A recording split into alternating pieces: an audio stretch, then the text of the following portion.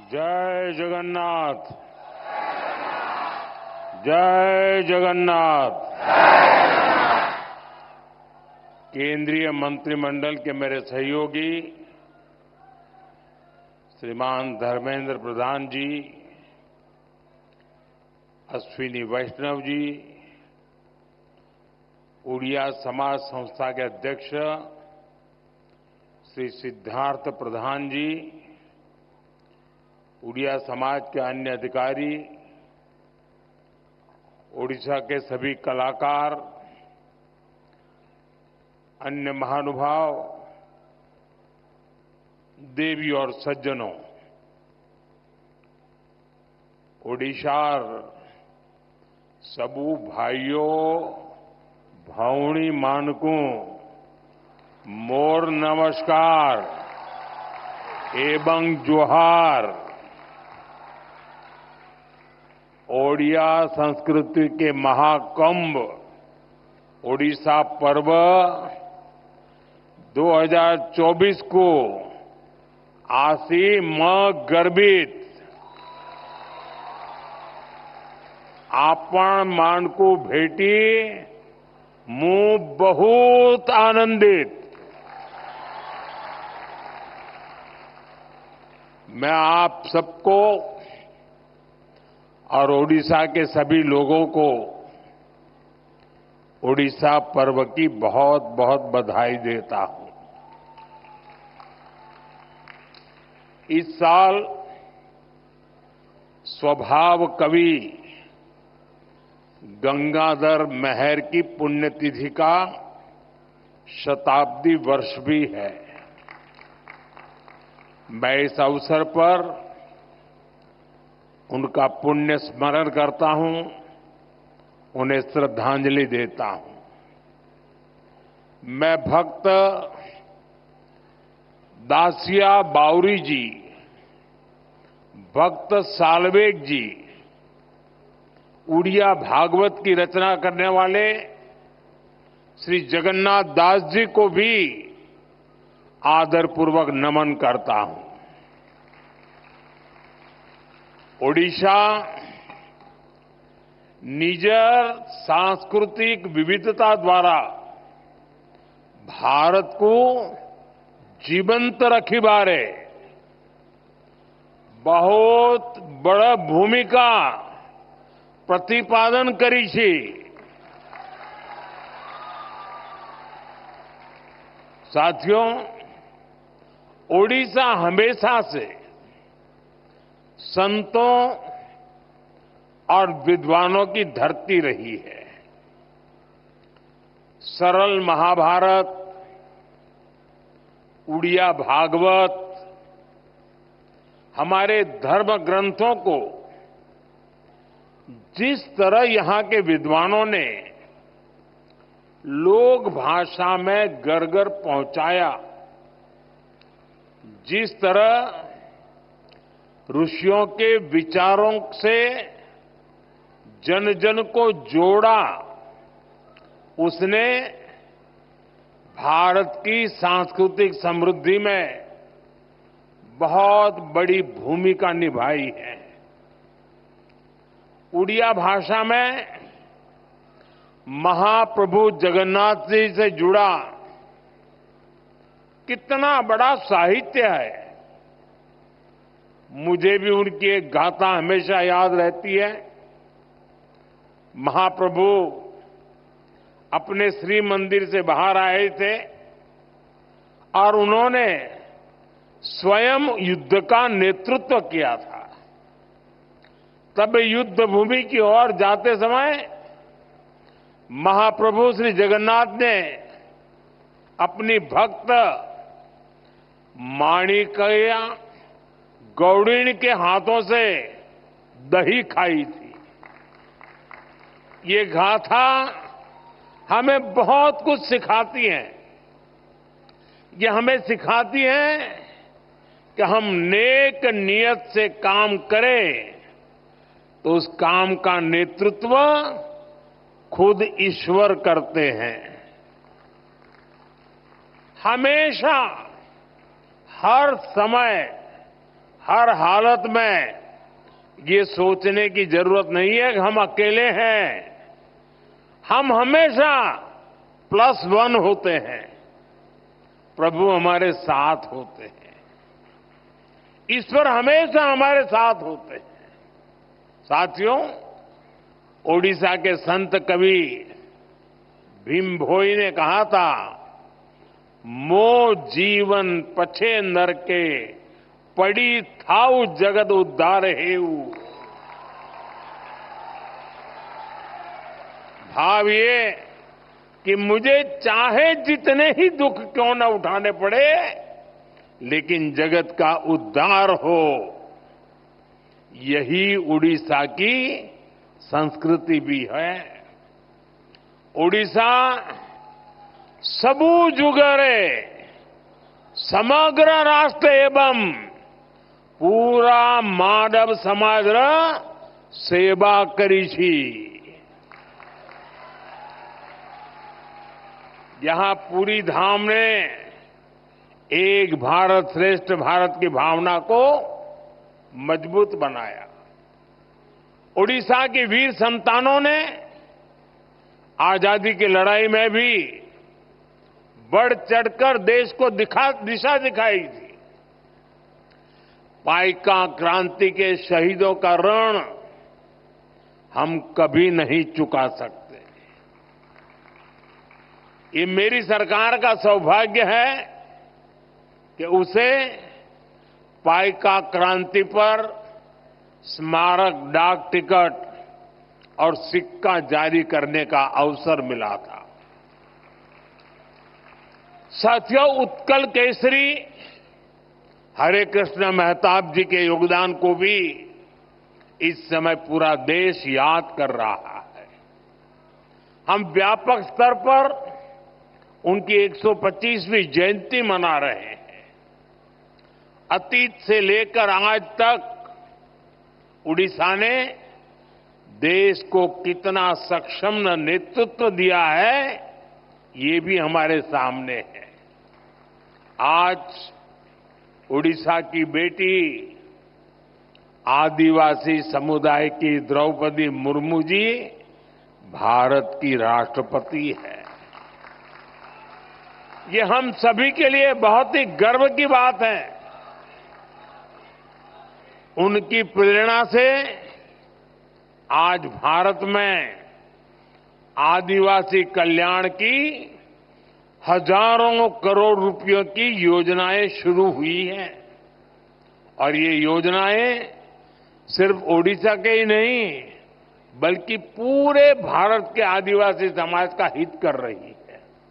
साथियों, ओडिशा माता सुभद्रा के रूप में नारी शक्ति और उसके सामर्थ्य की धरती है। ओडिशा तभी आगे बढ़ेगा जब ओडिशा की महिलाएं आगे बढ़ेगी। इसलिए कुछ ही दिन पहले मैंने ओडिशा की अपनी माताओं बहनों के लिए सुभद्रा योजना का शुभारंभ किया था। इसका बहुत बड़ा लाभ ओडिशा की महिलाओं को मिलेगा। उत्कलर यही महान सुपुत्र मानंकर विषयरे देश जाणु एवं सेमानंक जीवन रू प्रेरणा नेऊ एथी निमंते ए परी आयोजनर बहुत अधिक गुरुत्व रही छी। साथियों, इसी उत्कल ने भारत के समुद्री सामर्थ्य को नया विस्तार दिया था। कल ही उड़ीसा में बाली यात्रा का समापन हुआ है। इस बार भी 15 नवंबर को कार्तिक पूर्णिमा के दिन से कटक में महानदी के तट पर इसका भव्य आयोजन हो रहा था। बाली यात्रा प्रतीक है कि भारत का उड़ीसा का सामुद्रिक सामर्थ्य क्या था। सैकड़ों वर्ष पहले जब आज जैसी टेक्नोलॉजी नहीं थी, तब भी यहां के नाविकों ने समुद्र को पार करने का साहस दिखाया। हमारे यहां के व्यापारी जहाजों से इंडोनेशिया के बाली, सुमात्रा, जावा जैसे स्थानों की यात्राएं करते थे। इन यात्राओं के माध्यम से व्यापार भी हुआ और संस्कृति की भी एक जगह से दूसरी जगह पहुंची। आज ही विकसित भारतर संकल्पर सिद्धि निमित्ते ओडिशार सामुद्रिक शक्तिर महत्वपूर्ण भूमिका अच्छी। साथियों, ओडिशा को नई ऊंचाई तक ले जाने के लिए 10 साल से चल रहे अनवरत प्रयास आज ओडिशा के लिए नए भविष्य की उम्मीद बन रहे हैं। 2024 में ओडिशा वासियों के अभूतपूर्व आशीर्वाद ने इस उम्मीद को नया हौसला दिया है। हमने बड़े सपने देखे हैं, बड़े लक्ष्य तय किए हैं। 2036 में ओडिशा राज्य स्थापना का शताब्दी वर्ष मनाएगा। हमारा प्रयास है कि ओडिशा की गिनती देश के सशक्त, समृद्ध और तेजी से आगे बढ़ने वाले राज्यों में हो। साथियों, एक समय था जब भारत के पूर्वी हिस्से को, ओडिशा जैसे राज्यों को पिछड़ा कहा जाता था, लेकिन मैं भारत के पूर्वी हिस्से को देश के विकास का ग्रोथ इंजन मानता हूं। इसलिए हमने पूर्वी भारत के विकास को अपनी प्राथमिकता बनाया है। आज पूरे पूर्वी भारत में कनेक्टिविटी के काम हो, स्वास्थ्य के काम हो, शिक्षा के काम हो, सभी में तेजी लाई गई है। 10 साल पहले ओडिशा को केंद्र सरकार जितना बजट देती थी, आज ओडिशा को 3 गुना ज्यादा बजट मिल रहा है। इस साल ओडिशा के विकास के लिए पिछले साल की तुलना में 30% ज्यादा बजट दिया गया है। हम ओडिशा के विकास के लिए हर सेक्टर में तेजी से काम कर रहे हैं। साथियों, ओडिशा में पोर्ट आधारित औद्योगिक विकास की अपार संभावनाएं हैं। इसलिए धामरा, गोपालपुर, अस्तारंगा, पलूर और स्वर्णरेखा पोर्ट्स का विकास करके यहां व्यापार को बढ़ावा दिया जाएगा। ओडिशा भारत का माइनिंग और मेटल पावर हाउस भी है। इससे स्टील, एल्यूमीनियम और एनर्जी सेक्टर में ओडिशा की स्थिति काफी मजबूत हो जाती है। इन सेक्टरों पर फोकस करके ओडिशा में समृद्धि के नए दरवाजे खोले जा सकते हैं। साथियों, ओडिशा की धरती पर काजू, जूट, कपास, हल्दी और तिलहन की पैदावार बहुतायत में होती है। हमारा प्रयास है कि इन उत्पादों की पहुंच बड़े बाजारों तक और उसका फायदा हमारे किसान भाई बहनों को मिले। ओडिशा की सी फूड प्रोसेसिंग इंडस्ट्री में भी विस्तार की काफी संभावनाएं हैं। हमारा प्रयास है कि ओडिशा सी फूड एक ऐसा ब्रांड बने जिसकी मांग ग्लोबल मार्केट में हो। साथियों, हमारा प्रयास है कि ओडिशा निवेश करने वालों की पसंदीदा जगहों में से एक हो। हमारी सरकार ओडिशा में ईज ऑफ डूइंग बिजनेस को बढ़ावा देने के लिए प्रतिबद्ध है। उत्कल के माध्यम से निवेश को बढ़ाया जा रहा है। ओडिशा में नई सरकार बनते ही पहले 100 दिनों के भीतर भीतर 45,000 करोड़ रुपए के निवेश को मंजूरी मिली है। आज ओडिशा के पास अपना विजन भी है और रोड मैप भी है। अब यहां निवेश को भी बढ़ावा मिलेगा और रोजगार के नए अवसर भी पैदा होंगे। मैं इन प्रयासों के लिए मुख्यमंत्री श्रीमान मोहन चरण मांझी जी और उनकी टीम को बहुत बहुत बधाई देता हूं। साथियों, ओडिशा के सामर्थ्य का सही दिशा में उपयोग करके उसे विकास की नई ऊंचाइयों पर पहुंचाया जा सकता है। मैं मानता हूं ओडिशा को उसकी स्ट्रैटेजिक लोकेशन का बहुत बड़ा फायदा मिल सकता है। यहां से घरेलू और अंतर्राष्ट्रीय बाजार तक पहुंचना आसान है। पूर्व और दक्षिण पूर्व एशिया के लिए ओडिशा व्यापार का एक महत्वपूर्ण हब है। ग्लोबल वैल्यू चेन में ओडिशा की अहमियत आने वाले समय में और बढ़ेगी। हमारी सरकार राज्य से एक्सपोर्ट बढ़ाने के लक्ष्य पर भी काम कर रही है। साथियों, ओडिशा में अर्बनाइजेशन को बढ़ावा देने की अपार संभावनाएं हैं। हमारी सरकार इस दिशा में ठोस कदम उठा रही है। हम ज्यादा संख्या में डायनेमिक और वेल कनेक्टेड सिटीज के निर्माण के लिए प्रतिबद्ध है। हमें ओडिशा के टियर 2 शहरों में भी नई संभावनाएं बनाने का भरपूर हम प्रयास कर रहे हैं। खास तौर पर पश्चिम ओडिशा के इलाकों में जो जिले हैं, वहां नए इंफ्रास्ट्रक्चर से नए अवसर पैदा होंगे। साथियों, हायर एजुकेशन के क्षेत्र में ओडिशा देश भर के छात्रों के लिए एक नई उम्मीद की तरह है। यहां कई राष्ट्रीय और अंतर्राष्ट्रीय इंस्टीट्यूट हैं जो राज्य को एजुकेशन सेक्टर में लीड लेने के लिए प्रेरित करते हैं। इन कोशिशों से राज्य में स्टार्टअप इकोसिस्टम को भी बढ़ावा मिल रहा है। साथियों, ओडिशा अपनी सांस्कृतिक समृद्धि के कारण हमेशा से खास रहा है।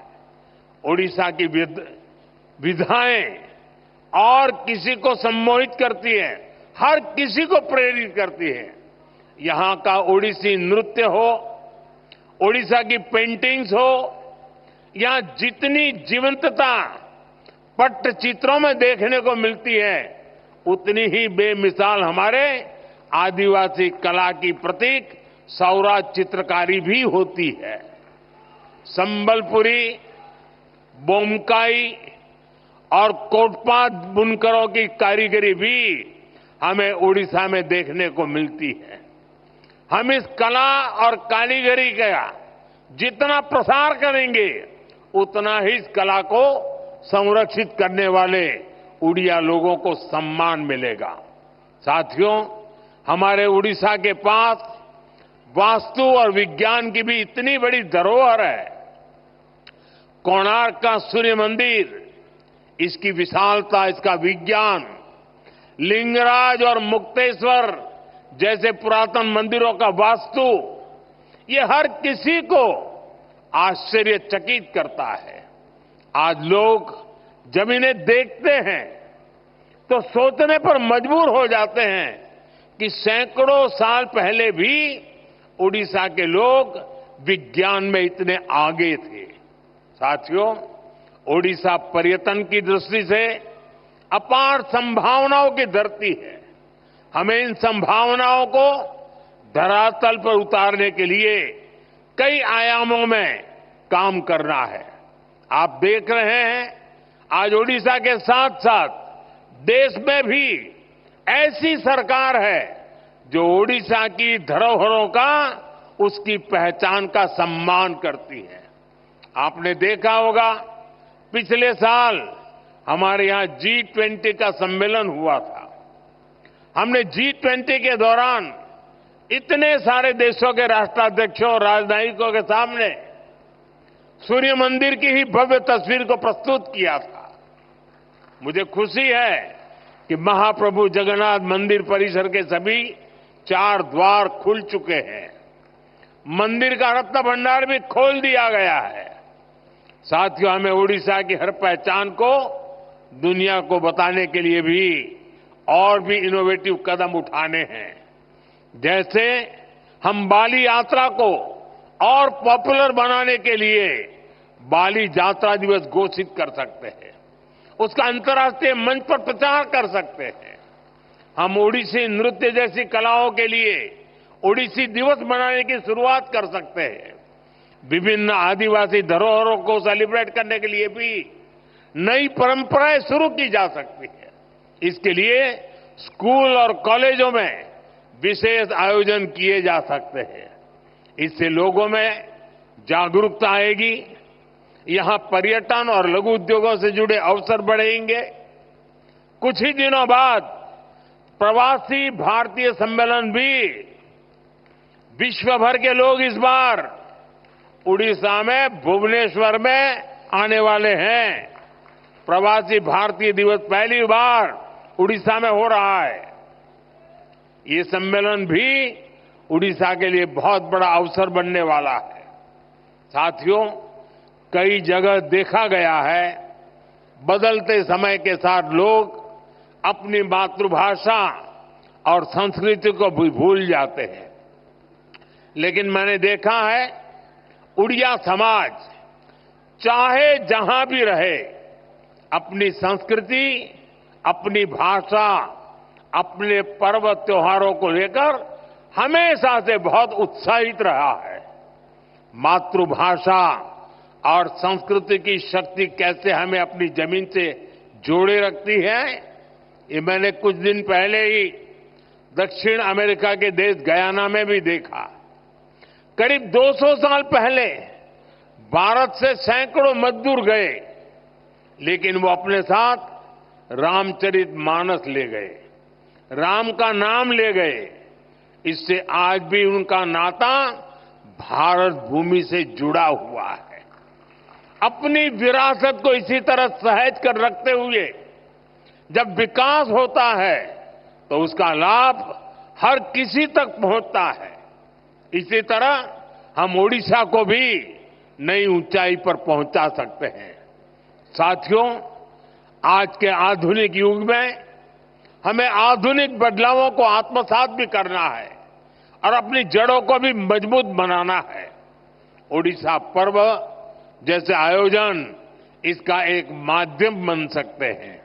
मैं चाहूंगा आने वाले वर्षों में इस आयोजन का और ज्यादा विस्तार हो। ये पर्व केवल दिल्ली तक सीमित न रहे, ज्यादा से ज्यादा लोग इससे जुड़े, स्कूल कॉलेजों का पार्टिसिपेशन भी बढ़े। हमें इसके लिए प्रयास करने चाहिए। दिल्ली में बाकी राज्यों के लोग भी यहां आए, ओडिशा को और करीबी से जाने, ये भी जरूरी है। मुझे भरोसा है आने वाले समय में इस पर्व के रंग उड़ीसा और देश के कोने कोने तक पहुंचेंगे। ये जनभागीदारी एक बहुत बड़ा प्रभावी मंच बनेगा। इसी भावना के साथ मैं एक बार फिर आप सभी को बधाई देता हूं। आप सबका बहुत बहुत धन्यवाद। जय जगन्नाथ।